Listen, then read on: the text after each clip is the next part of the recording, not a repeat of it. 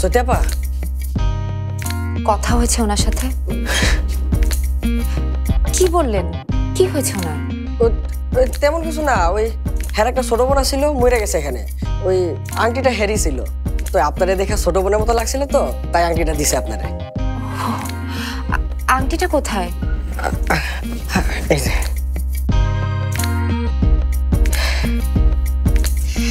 এই আংটিটা আমি আমার কাছে খুব যত্ন করে রাখবো। রাখেন।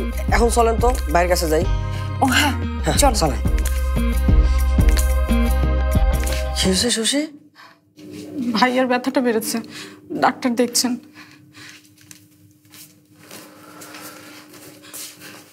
ভাইয়া কেমন আছে? ড্রেসিং করা হয়েছে। আচ্ছা, আপনারা সবাই ওনাকে ডিস্টার্ব করছেন কেন? ওনার এখন রেস্ট দরকার, বুঝতে পারছেন বিষয়টা? সেটা বুঝতে পেরেছি, কিন্তু ডক্টর আমি তো ওনার জন্য একটু খাবার নিয়ে এসেছিলাম। আচ্ছা ঠিক আছে, আপনি ভিতরে যান, আর কেউ যেন ভিতরে না যায়। ওকে, থ্যাংক ইউ। আর আপনারা এখানে দাঁড়িয়ে না থেকে ওয়েটিং রুমে গিয়ে অপেক্ষা করুন, ঠিক আছে? প্লিজ। ডাক্তার ঠিকই কইছে, এখানে হাউ করে কোনো লাভ নাই। এসে চলো আমরা কিছু খাই, পরে এখানে এসে ওয়েটিং রুমে মুমবে। মামুন ভাই, ওই মেয়েটা কে? ওই হতেছে একটা আস্তা পাগলি, ঢাকায় এসে হ্যালোকে পরিচয় হয়েছে। চলো তো সবকিছু খুলে কমু না তোমারে। মেঘাপু বর্ষাকে দেখেছেন আপনি?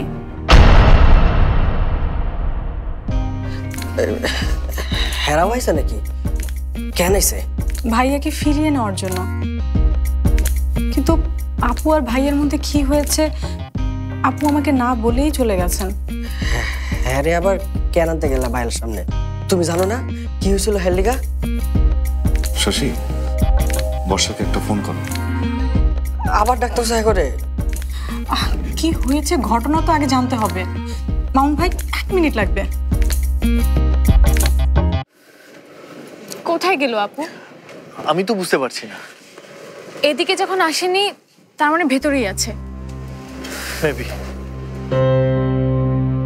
ওই যে আপু।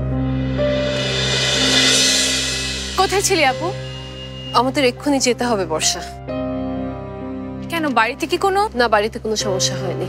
তাহলে এখনই কেন ফিরতে হবে? এছাড়া শশী আছে, ওকে রেখে। ওর সাথে রাশেদ ভাই আছে না, ও পৌঁছে দিতে পারবে।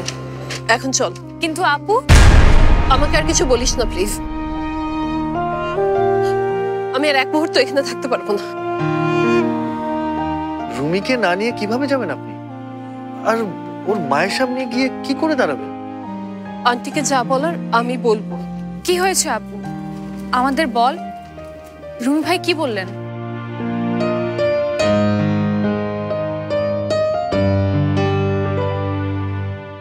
আপু, ও আমাকে ভালোবাসে না বর্ষা।